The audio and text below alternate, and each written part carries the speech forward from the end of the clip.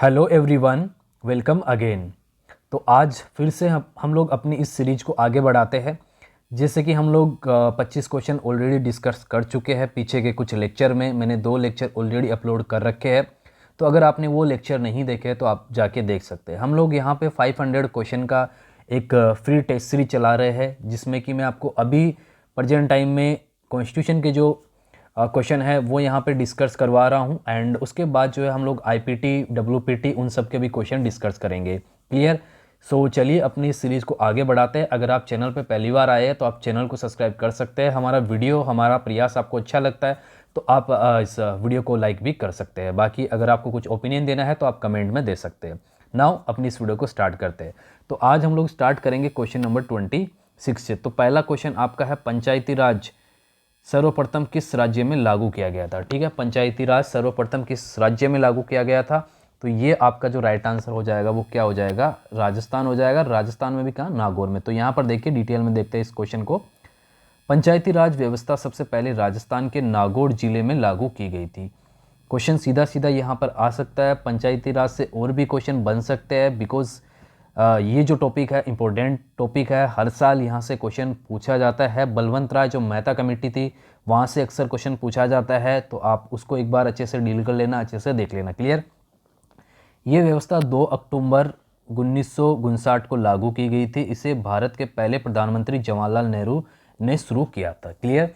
सो ये पहला क्वेश्चन था आपका और मैंने इसको डिटेल से आपको क्लियर कर दिया है। और अगर आपको और इसके क्वेश्चन आपके गलत नहीं हो, सारे क्वेश्चन सही हो, तो एक बार इनमें जो भी कमेटीज़ जो बनी थी उनको देख लेना। साथ ही साथ में जो कमेटीज़ का क्रम है, यानी कि पहले कौन सी कमेटी बनी, उसके बाद कौन सी बनी, उसके बाद कौन सी बनी, इस तरीके से आप सीक्वेंस में भी एक बार उनको देख लेना, याद कर लेना।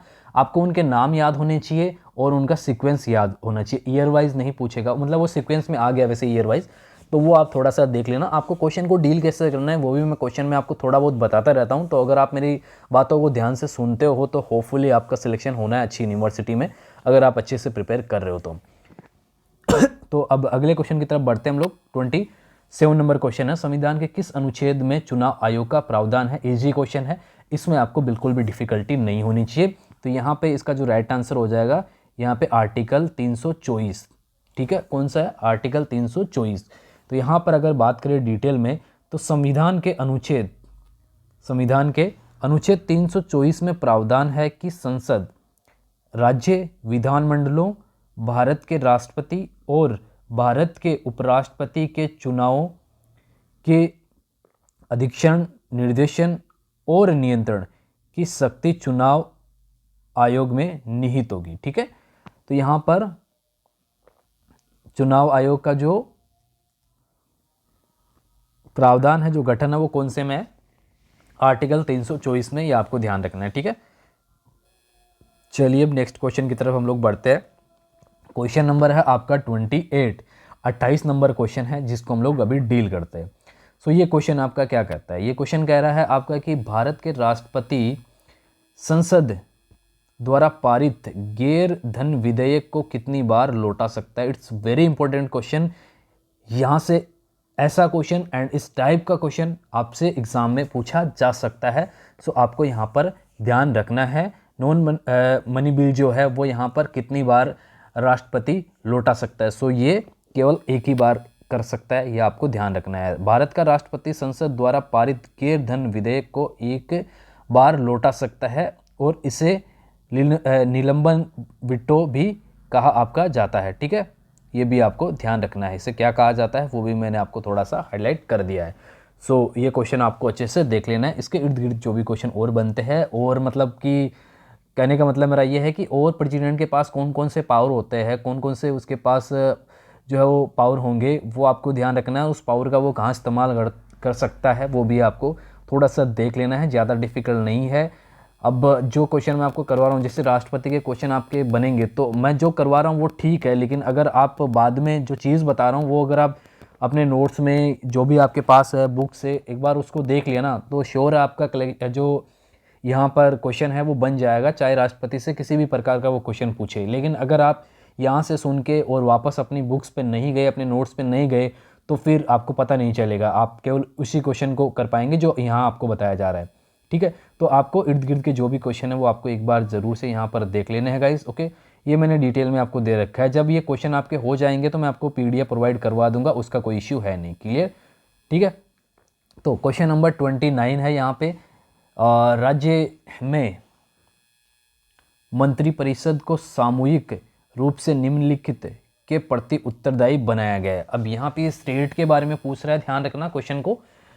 जब आप क्वेश्चन को भी आंसर करोगे तो मैं आपको यही सजेशन करूंगा कि पहले क्वेश्चन को अच्छे से रीड करिए। कई बार स्टूडेंट जो है क्वेश्चन मतलब लगता है कि इजी है तो उसको वो गलत कर देते हैं, क्योंकि वो उस क्वेश्चन को अच्छे से पढ़ते नहीं है। जैसे कि अब वो पूछ रहा है कि भारतीय संविधान कब लागू हुआ, ठीक है, और अब आंसर आपने कर दिया संविधान कब बना था। आपके माइंड में यह आया कि ये पूछ रहा है कब बना, जबकि वो पूछ रहा है कब लागू हुआ। लागू हुआ और बना हुआ, ठीक है, दोनों में डिफरेंट है, तो ये चीज़ आपको ध्यान रखनी है। तो यहाँ पे किसके प्रति उत्तरदायी होगी वो, ठीक है, तो ये आपका होगा इसका ऑप्शन ए जो है इसका सही हो जाएगा, ठीक है। ऑप्शन ए जो इसका राइट आंसर हो जाएगा, राज्य विधानसभा के प्रति, क्योंकि ये स्टेट का पूछ रहा है, मैंने आपको पहले ही क्लियर किया है, ठीक है। नाउ क्वेश्चन नंबर 30 आपकी स्क्रीन पे यहाँ पे। क्वेश्चन नंबर 30 क्या कहता है, विधानसभा के सदस्य एक निश्चित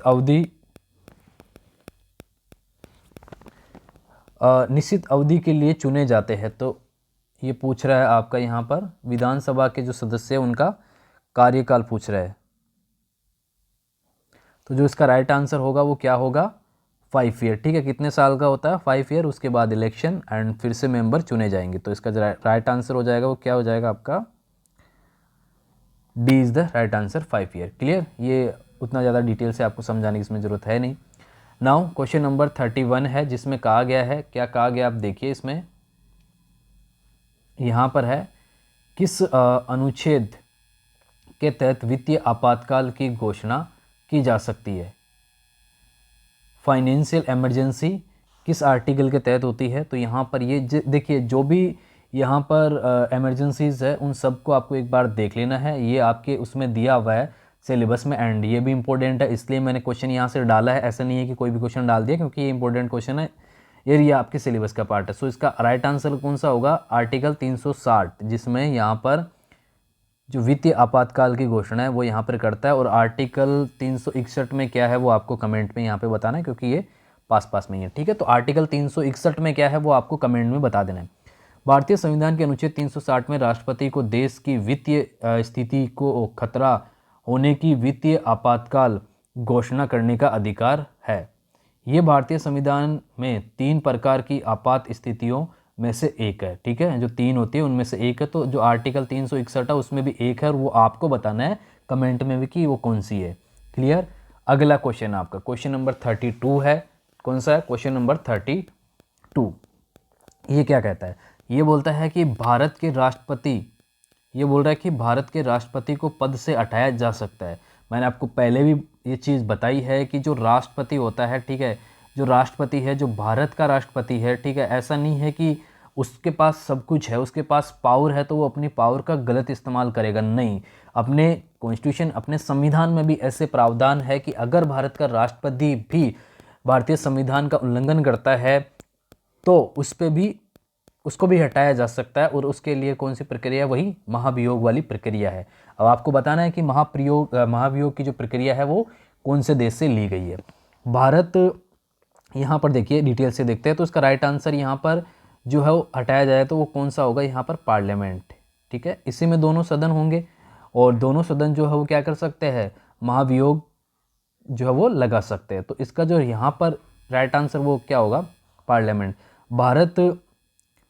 राष्ट्रपति को भारत के संविधान का उल्लंघन करने के लिए महाभियोग के माध्यम से कार्यकाल की समाप्ति से पहले भी हटाया जा सकता है, ठीक है।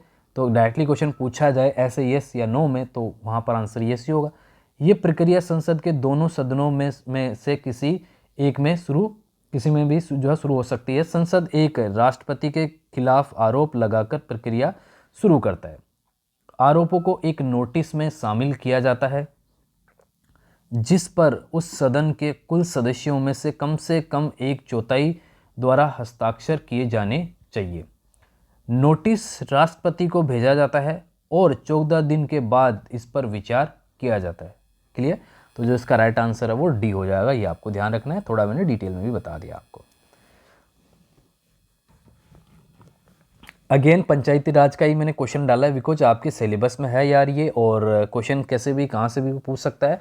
सो ये क्वेश्चन मैंने यहाँ पर ये डाला है कि पंचायती राज का जो विषय है वो यहाँ पर कौन सी लिस्ट के अंदर है। तो ये कौन सी लिस्ट में है, ये एक्चुअली स्टेट लिस्ट में आपका मिलेगा, राज्य सूची में आपको मिलेगा। और ध्यान रखना है भारतीय संविधान के अनुच्छेद यहाँ पर 40 and wait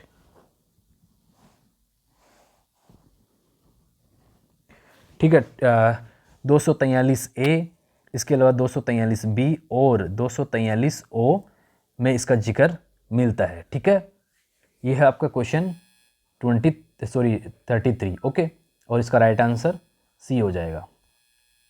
now question number 24 है, ये ज़्यादा डिफ़िकल्ट नहीं है, इजी क्वेश्चन है।